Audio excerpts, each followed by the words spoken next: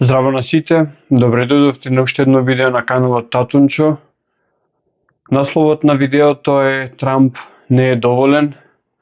Наслов кој што укажува на актуелноста на темата која што ќе обработувам денеска, иако не е така очигледно како што би требало да се очекува според насловот. Значи, сакам да обработам една тема која што дава историска перспектива на одредени настани кои што денеска треба да ги гледаме во светло на тоа што се случува во Соединетите Американски држави во моментов. Идејата за ова видео ја имав ми дојде веќе уште во периодот кога се случи дебатата Трамп-Бајден, каде што стана очигледно дека Трамп е во таква кондиција со која што ќе го згази на изборите Бајден. И размислував што е тоа што не е очигледно во таа дебата и во трендот политички во Америка, а кое што е многу поважно за да се свати и да се анализира иднината на светот. Видете, Соединетите Американски држави се империја, но од друга страна тие се империја во залез. Нивната империјална сила или нивниот империјален статус тие го сработија или заработија после двете големи војни во 20 век. Првата, а особено Втората светска војна. Тие во нивниот двор кој што се нарекува колективен запад, кој што ги опфаќа освен Соединетите Американски држави, ја опфаќа Канада, ја опфаќа Велика Британија, цела Европа, порано тоа беше Западна Европа, сега речиси цела Европа, Австралија, Нов Зеланд и Јапонија. Значи, овој свет е неформално колонијалниот двор на Соединетите Американски држави. Од друга страна, ако погледнеме како територија и особено ако погледнеме како население, сваќаме дека овој дел од светот е на залез и особено сваќаме дека е и економски и пред секако население многу помал во однос на она што значи свет во пораст. Зошто е ова важно и зошто го кажувам? Затоа што пред американците тој примат во светот го имаа британците и пред британците имаше други империи, дали тоа беше Холандија, Шпанија, Португалија и така натаму. Значи, имаме свет кој што постојано е предводен или постојано е под прангите на некаква светска империја или барем империја која што го владее тој свет кој што е најцивилизиран. Типичен пример за таква империја е Римската империја, која што и ден денеска е образец на сите оние империи или империи во најава на западниот свет. Оние кои што го следат каналот Татунчо знаат дека јас имам зборувано за појавата на цивилизацијата и имам зборувано дека цивилизацијата е во основа или во основата на она што значи робовладетелски систем. Човештвото не се појавува пред 6000 години како што можеби одредени книги сакаат да ни укажат. Човештвото е многу постаро од тоа. Има една книга која што се нарекува Забранета археологија, која што укажува на тоа дека човекот постоел уште во времето на диносаурусите. Што значи сериозната наука и сериозните научни докази се ставени таму некаде на полиците на некои библиотеки, позади страниците на некои ретко читани книги и на нас ни се сервира одредено знаење, одредено сознание кое што ако погледнеме суштински на тоа знаење, сваќаме дека е само пропаганда на системот кој што не владее. Што значи цивилизација?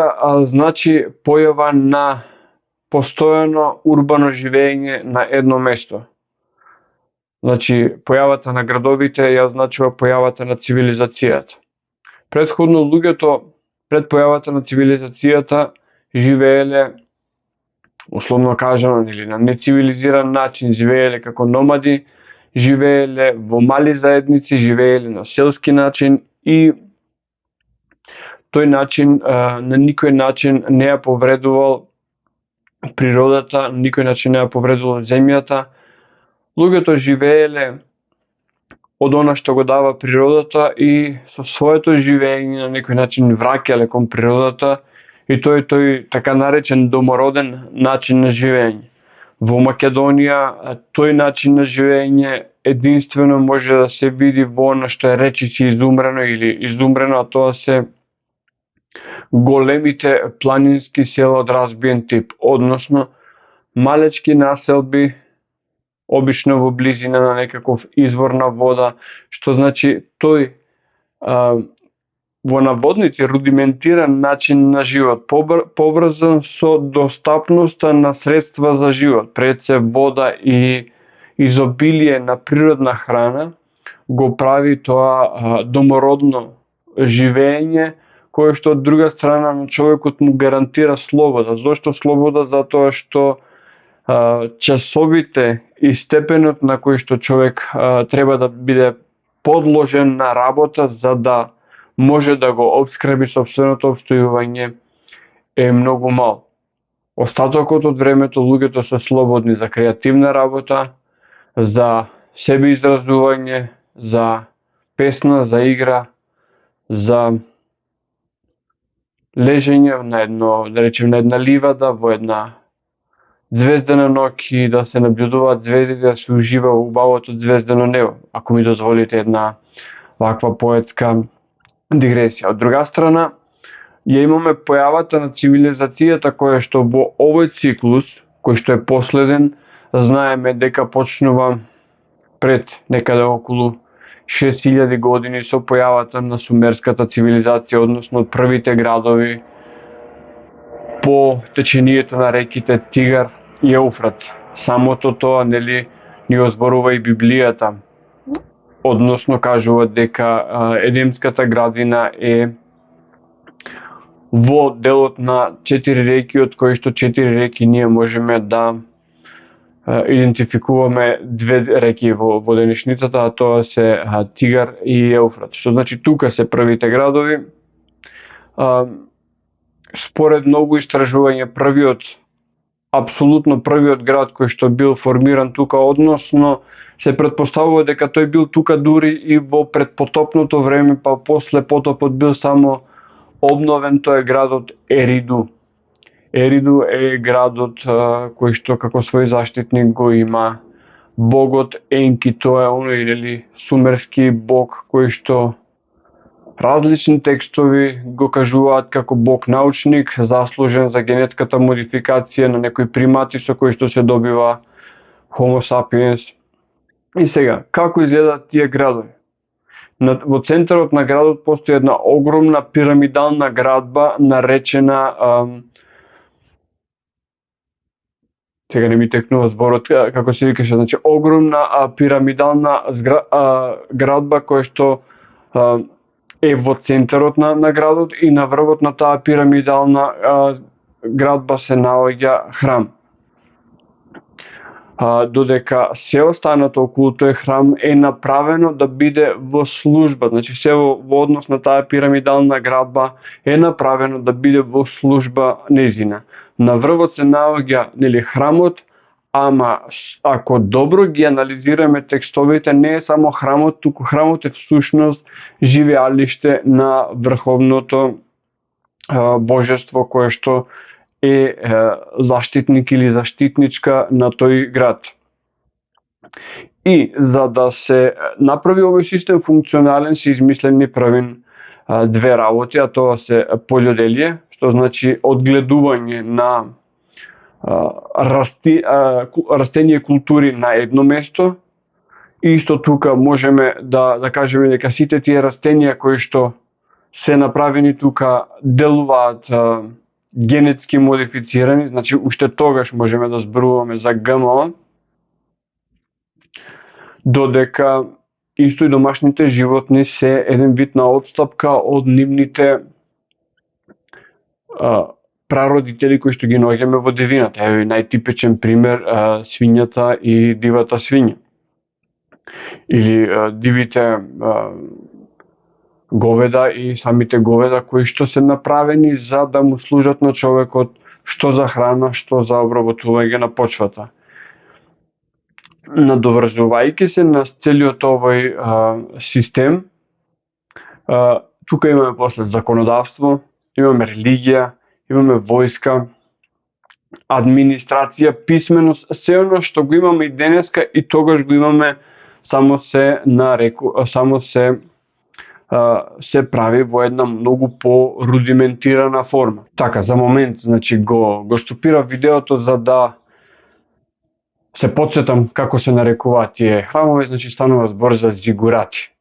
Зигуратите се, како што кажав на почетокот, пирамидални структури изградени од тули, за разлика нели од пирамидите во Египет кои што се направени од камен, и ја имаат таа функција, значи да бидат централен храм на главното божество. Така ви го споменав на Ериду дека е Енки, ги имаме тука различните богови од тој период, значи дали е тоа Мардук, дали е Енлил, дали е Инана, Иштар, односно и така натаму и така натаму. И сега навикнати на денешното размислување, мислиме дека тоа се некои фиктивни, фигуративни ликови и личности, од друга страна, моето мислење е дека тие се сосема конкретни и кои што во овој период, значи директно се вклучени во тоа цивилизирано живење. А реков, цивилизацијата се однесува на живењето во град кој што обично има зидини, што значи на некој начин и затвор. Тој развиток на цивилизацијата секогаш е проследен од постоењето на овие така наречени елити. Дали тие елити се религиозни, дали се институционални, секогаш се мала елита која што на некој начин го одржува огромното мнозинство во една подредена положба која што треба да возможува економски просперитет на она мала елита на врвот, така што обичниот човек не живеел убаво никогаш. Сега, климатските услови, политичките услови, редица други услови предонесувале да на едно место извесен период е благопријатно за живење и за богатење на оваа елита, а во одреден период тоа место одело во декаденција и се издигнувало друго место. Така што на самата Месопотамија имаме неколку култури, неколку цивилизации кои што се следат една по друга. Или првата ја спомнавме сумерите, после сумерите доаѓаат првите, значи сумерите се несемитски народи, после нив доаѓаат семитските акади, после акадите доаѓаат асирите, а асирите се викаат асири само затоа што нивното врховно божество се вика Асур. Подоцна доаѓаат вавилонците и така натаму и така натаму. Тоа е колевката на цивилизацијата, кај што ние мислиме дека сега тука човештвото почнало нешто посебно да прави. Она што во моето сваќање е дека тука се раѓа системот на робовладетелство. Односно дека во светот и понатаму продолжувале да постојат слободни луѓе кои што живееле номадски или кои што живееле во мали заедници и кои што немале никаква врска со овие организирани форми на живење. Ова што значи оваа цивилизација многу пати за своите потреби се мешала со овие структури и никогаш не била на добробит на слободните луѓе, односно секогаш значило нивно поробување, затоа што можеби во одреден период недостасувала човечка маса за да се поддржи целиот тој систем, така што се одело и се поробувале различните слободни луѓе. Ви кажав, значи тоа не е само таму, туку го имаме во други цивилизации како што е Египет, како што се различните медитерански цивилизации, дали се тоа хетити, феникийци и така натаму. Значи нема да одиме сега на далечниот исток затоа што многу ќе се расплинеме, но она што е основа на западната цивилизација доаѓа од овие култури, од овие цивилизации. Критско-микенската култура и она што денеска колоквијално се нарекува грчка култура, значи Атина, Спарта, тоа е значи робовладетелски систем пар екселанс, за да на крајот сето тоа се сублимира и доведе до совршенство во она што го знаеме ние како Рим. Рим има 3 фази: кралство, република и подоцна империја. Значи не фер ако зборуваме за Рим само како за Римска империја, затоа што Римската империја почна од првиот век од наша ера со Октавијан Август, а Рим е многу постар од тоа, но системот на Рим секогаш бил одење надвор од сопствените граници, освојување на територија, покорување на населението, латинизација во смисол на јазик и ставање под нож на се, и целата земја добива римска форма, значи римски патишта, римски храмови, римски тип на архитектура и така натаму. Значи целиот Медитеран е препознатлив по тој римски период. Она што секаде е забележано, особено во Рим, е дека во позадина на сето ова има една мала елита која што ја турка целата работа, ја турка напред. И гледате, природниот тек на една империја е како рак, постојано да се шири, постојано да се шири. И доаѓа до еден момент кога таа ширина, таа големина на империјата имплодира, односно паѓа под сопствената тежина. Тоа за Рим се случи таму некаде во 5 век од нашата ера, каде што во нивниот обид да си привлечат работна сила од типот на готи, визиготи и различни други варварски племиња, кои што во тоа време веќе беа христијански, кога навлегоа премногу такви племиња во западниот дел од Римското царство неконтролирано, во одреден момент тие од внатре ја срушија империјата. Таа империја на исток продолжи да функционира до 15 век, позната во историјата како Византија, иако станува збор за истата империја, за Римското царство, за да подоцна конечно пропадне и на источниот дел од империјата ја имаме повторно империја, Отоманската империја, за да во Европа се менуваат редици империи, дали е тоа империјата на Карло Велики, подоцна, таа империја се трансформира за на крајот дојде до она што ние го знаеме како Хабсбуршка империја, дали подоцна тоа е големата германска империја која што ја знаеме од почетокот на 20 век на чело со кајзерот Вилхелм, Руската империја. На запад ги имаме така наречените поморски републики, кои што исто така има свој виден империјален доминион или предоминација врз други народи, особено се има чувството дека таа елита која што некогаш била во Вавилон или во Сумер, преку различните трансформации, сите оние кои што ја читале римската историја знаат дека Рим всушност се смета дека го формирале избеганите од Троја после падот на градот. Самиот големиот поет Вергили зборува за тоа во епота Енеида, каде што Енеј, тројанскиот принц, е тој кој што заедно со елита од тројанскиот град оди во Лацио, во Рим и го формира градот.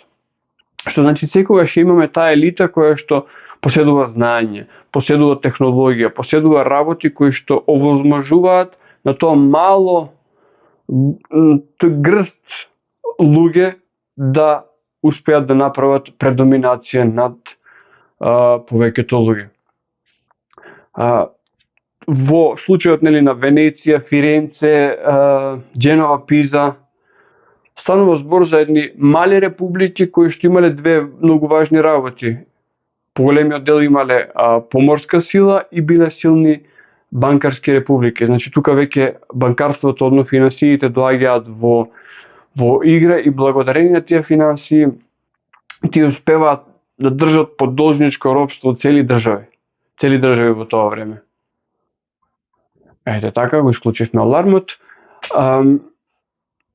Подоцна, значи со откривањето на новите светови, значи со Колумбо и така натаму, гледаме пораст на други земји, како што се Шпанија во прв ред, Португалија, повторно поморската сила, одат откриваат нови светови. Што прават? Домородните народи во Америка се најтипичен пример, дека тие живееле на тој племенски начин кој што го опишав на почетокот, доаѓаат овие така наречени цивилизирани луѓе и ги ставаат под меч. Или ги претопуваат, и денеска во Латинска Америка никој не зборува мештански јазик, сите зборуваат шпански или португалски, или се убиени, или се претопени. Истиот случај, значи, со англичаните ќе биде во Канада и во Соединетите Американски држави. Значи, буквално еден вид на злосторничко уништување на што значи автентична човечка заедница, за да се замени со она што сите ние сакаме да се гордееме, а тоа е некаква си цивилизација. Империјата, англичаните ја загубија, односно империјата се исели од Англија по големите војни на 20 век, првата и особено Втората светска војна, и како таква мора да ја предадат на големиот брат. Големиот брат се секако Соединетите Американски држави. Ова е просто едноставна причина што, по моје длабоко мислење, елитите согледаат дека местото сега на империјата е во Соединетите Американски држави. Тоа е земја која што е градена со замислата да биде нова Атлантида. Значи, татковците, основачи на Соединетите Американски држави, повеќето, ако не и сите, се масони и тргнуваат со таа идеја каде што ќе создадат една држава каде што ќе имаме републиканско уредување.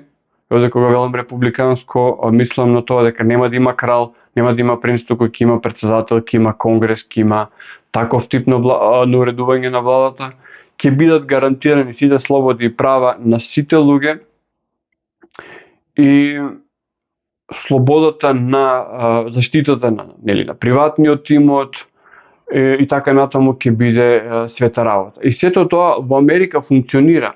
Проблемот е дека самата Америка сето тоа го изгради први на убивање или уништување, одземање на земјата од сето домородно население, и второ, ова е, значи, историски факт, својата сила, својот раст го засноваше на најексплицитната форма на робовладетелство. Значи, буквално се земаа луѓе од Африка, се носеа во Америка за да работат на нивните плантажи.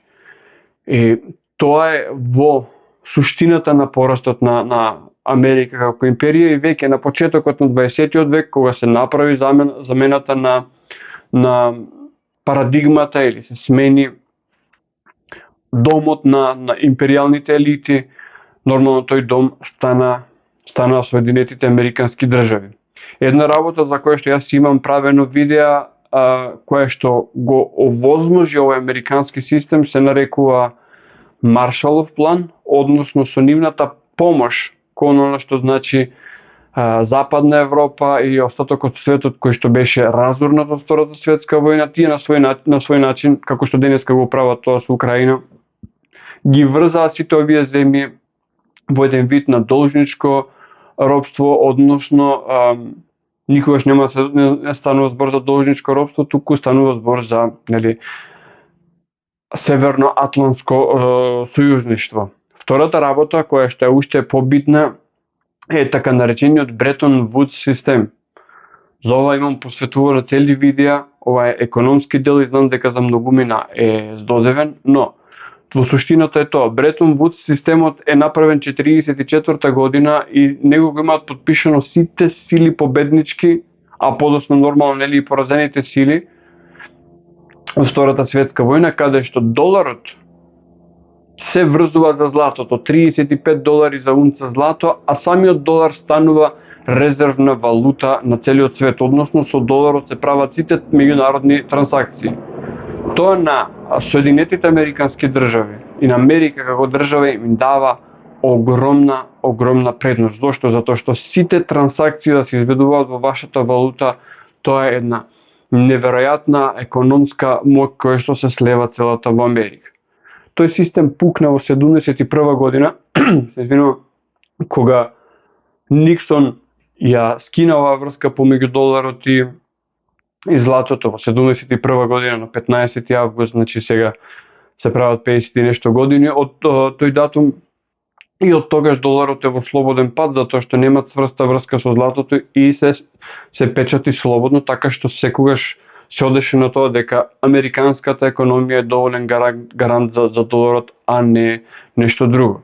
Да не зборуваме за фактот дека постојат печатени долари кои што се печатат надвор од територијата на Соединетите Американски држави, кои што се само за употреба надвор, што значи доколку би влегле во економијата на Соединетите Американски држави, тие би направиле огромна штета и затоа не се дозволува тоа.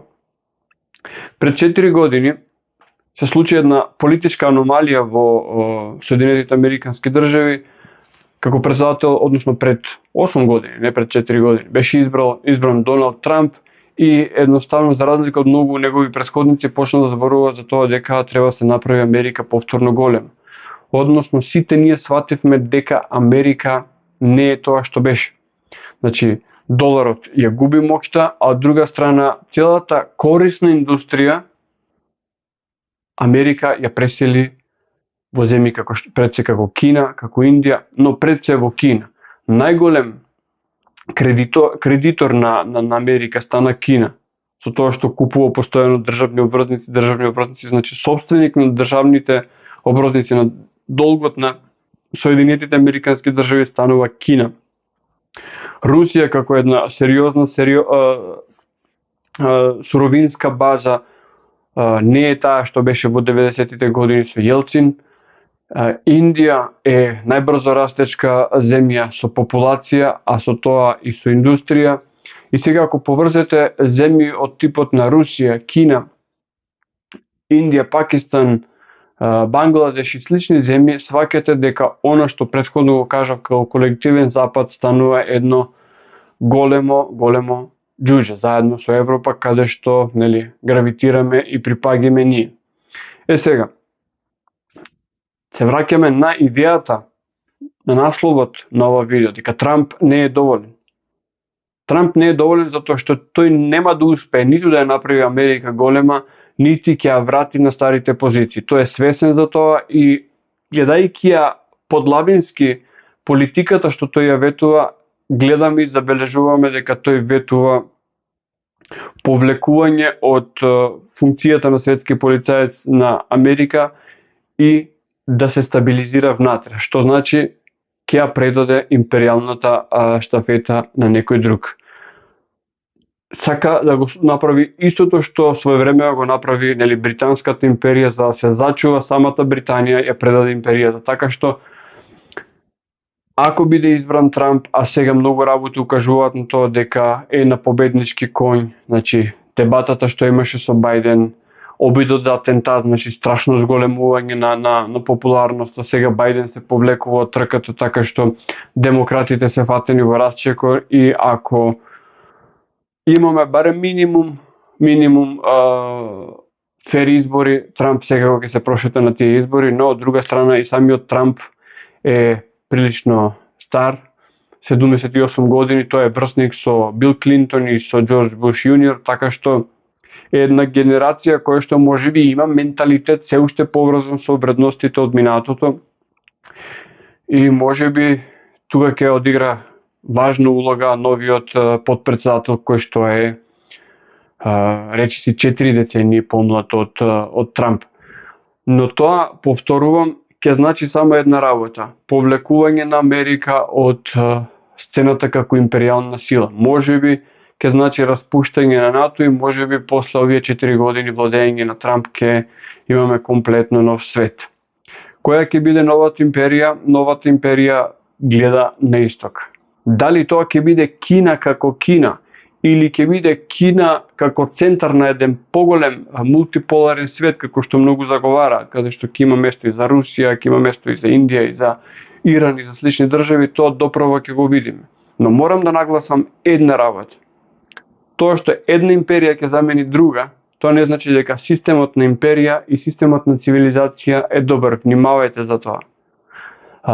Ми се чини дека како во книгата и во филмот Временска машина ние неизбежно одиме кон една точка во која што ќе се скрши се, целата цивилизација ќе се скрши и ќе направиме рестарт, односно дека се ќе почне од почеток. Овој начин на забрзано трошење на ресурсите на земјата, а знаеме дека ресурсите на земјата се ограничени, немаме друга земја, немаме резервна земја. Со тоа, загадувајќи ја до недоглед, а во тоа источните претенденти за бивање империја не штедат нити сили, нити напори, значи ја загадуваат земјата до максимум, забрзано допринесуваат да овој систем се распадне сам од себе. Така што мислам дека новото време што доаѓа пред нас ќе биде исклучително интересно и без разлика кој ќе ја земе штафетата на империјалната сила нема да направи ништо друго, освен тоа да ги доведе работите до еден по-лош степен на имплозија, како што ја спомнав во случајот на Римското царство. Колку ќе трае таа нова империја, според мене, ако американците едва 100 години, нешто помалку од 100 години беа империјална сила во светот и светски полицаец, бидејќи сега живееме за забрзани времења, технологија која што многу работи ги забрзува, мислам дека таа империја ќе трае уште пократко, што значи не повеќе од неколку децении. Ако имаме можност ќе го сведочиме тоа, ако не генерациите после нас ќе покажат дали сме биле во право или не.